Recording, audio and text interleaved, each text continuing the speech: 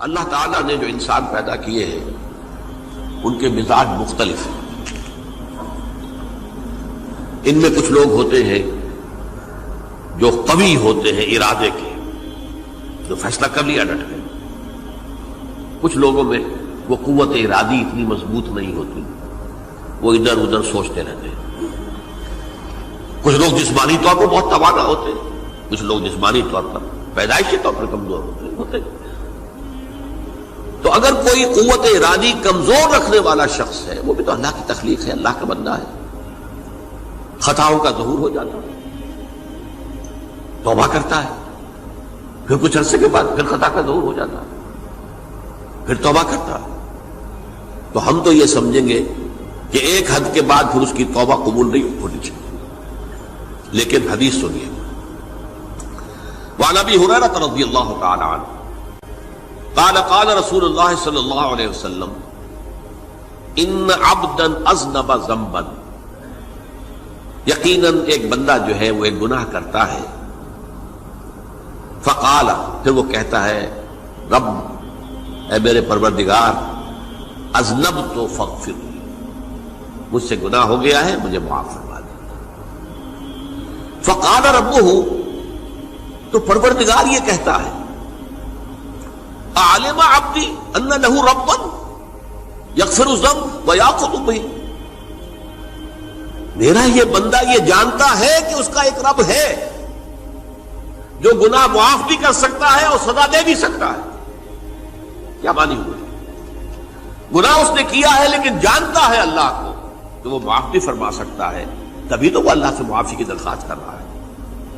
اس کے اس جاننے کی بنیاد پر، اس کے اس علم کی بنیاد پر، اس کے اس ایمان کی بنیاد پر فرمایا غفرت لعبدی، میں نے اپنے بندے کو معاف کر دیا. ثم مکث ما شاء اللہ، پھر وقت گزرا جتنا کہ اللہ نے چاہا.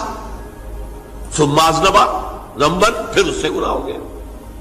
فقال رب اذنبت ذنبا فاغفر، پھر کہتا ہے پروردگار مجھ سے گناہ ہو گیا، پھر مجھے معاف فرما دے. فقال ربہ، اللہ فرماتا ہے عالم عبدی ان لہ ربا یغفر الذنب ویأخذ بہ، میرا بندہ ہے نا جو جانتا ہے کہ اس کا ایک رب ہے، ایمان باللہ اس کے اندر ہے، تبھی تو پکار رہا ہے. اور یہ بھی جانتا ہے کہ وہ گناہ معاف بھی کر سکتا ہے اور چاہے تو پکڑ بھی سکتا ہے، سزا بھی دے سکتا ہے. تو فرمایا، اللہ تعالیٰ فرماتے ہیں میں نے فرمایا کہ میں نے معاف کر دیا. ثم مکث ما شاء اللہ، پھر ایک عرصہ گزرا اس کے بعد. ثم اذنب ذنبا، پھر اس نے گناہ کیا.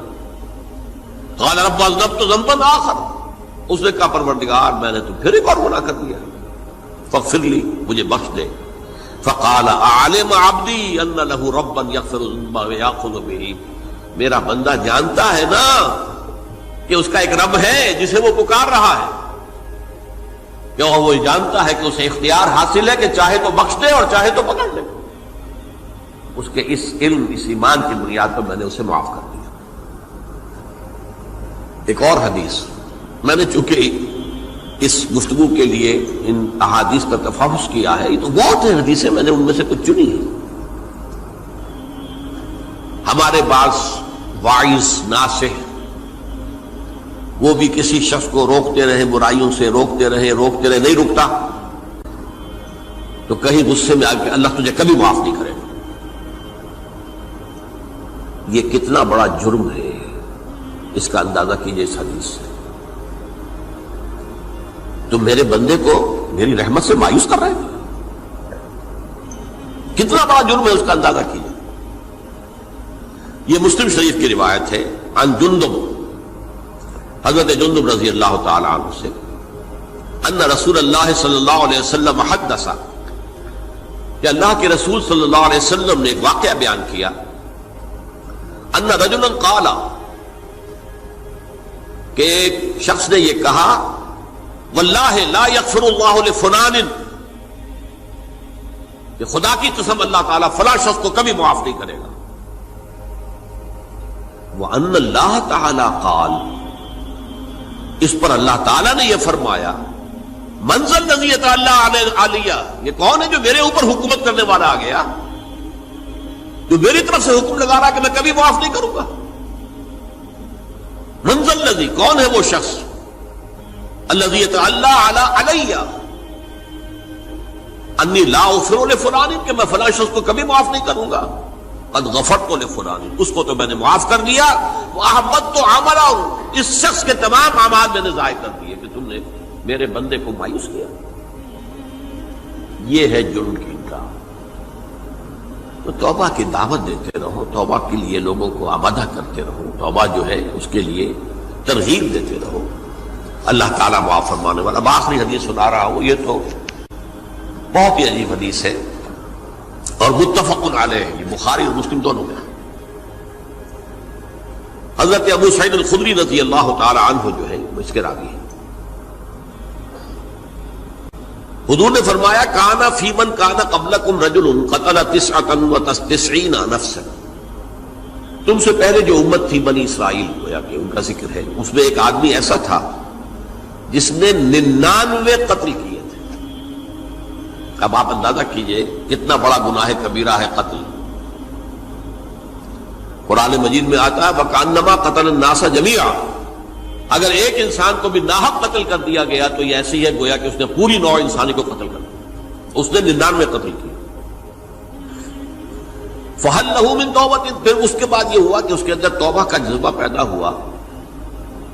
فَسَأَلَ عَنْ أَعْلَمِ أَهْلِ الْأَرْضِ، تو اس نے پھر سوال کیا، لوگوں سے پوچھا کہ زمین میں رہنے والوں میں کون سب سے بڑا عالم ہے؟ فَدُلَّ عَلَى رَاهِبٍ، تو اسے بتایا گیا فلاں راہب فلاں جگہ پر ہے، وہ بہت نیک ہے، بڑا عالم ہے۔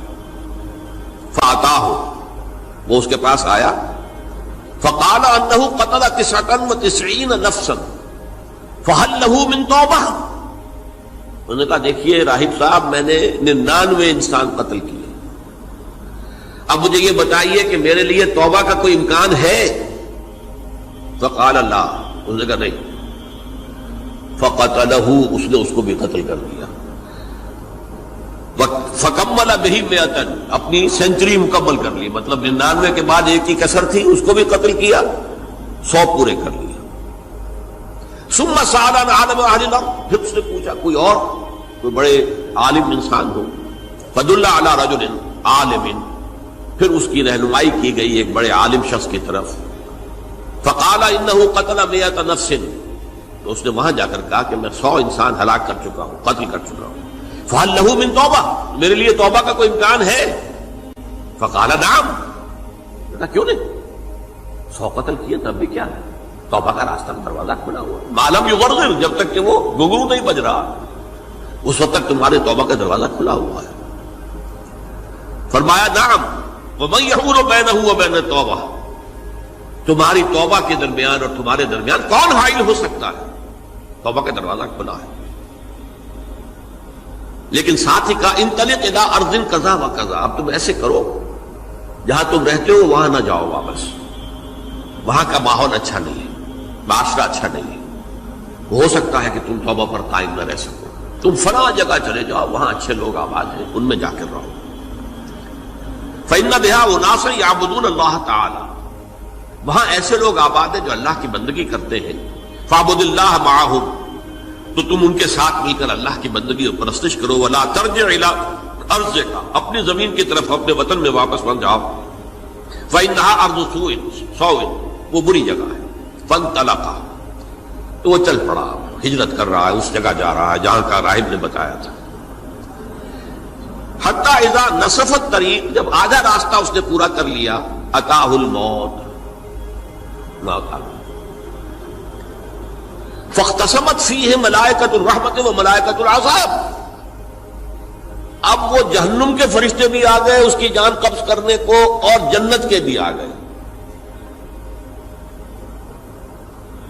فقالت ملائکۃ الرحمہ، رحمت والے جو فرشتے ہیں جنت والے، انہوں نے کہا جا تائبا مقبلا بقلبہ للہ تعالی، یہ شخص توبہ کر کے اللہ تعالیٰ کی طرف ہجرت کر رہا تھا، اس لیے اس کی نیت کی بنیاد پر اب یہ جنتی ہے، لہذا اس کی روح ہم قبض کریں۔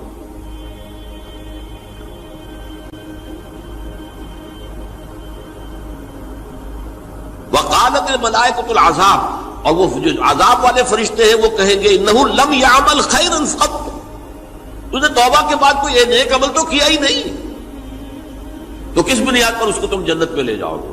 اس کو تو دوزخ میں جانا چاہیے۔ فاتاہ ملک فی صورت آدمی، تو ان کے پاس اللہ نے ایک اور فرشتے کو بھیج دیا آدمی انسانی شکل کے اندر، فجعلوہ بینہم، تو ان فرشتوں نے کہا بھائی ہمارا فیصلہ کرا دو، اس کی روح ہم لینا چاہتے ہیں یا ہم لینا چاہتے ہیں، انہیں حکم بنا دیا۔ فقال قیسوا ما بین الارضین فإلی ایتہما کان اقرب، کہ تم فاصلہ ناپ لو جہاں سے وہ چلا ہے اور جہاں جا رہا تھا اور یہاں اس کی موت ہو رہی ہے، تو کون سا فاصلہ زیادہ ہے؟ جب ناپا گیا، بلکہ ایک حدیث میں آتا ہے کہ اس پر اللہ نے زمین کو جو ہے حکم دے دیا، ایک طرف والی زمین تو سکڑ جا، دوسری والی جو ہے تو پھیل جا، تاکہ وہ جو جا رہا تھا وہ زیادہ قریب ہو جائے بنسبت اس کے کہ جہاں سے وہ چلا تھا۔ تو اس فیصلے پر پھر جو فرشتے تھے جو کہ رحمت کے فرشتے تھے وہ اس بندے کو لے گئے جنت کے۔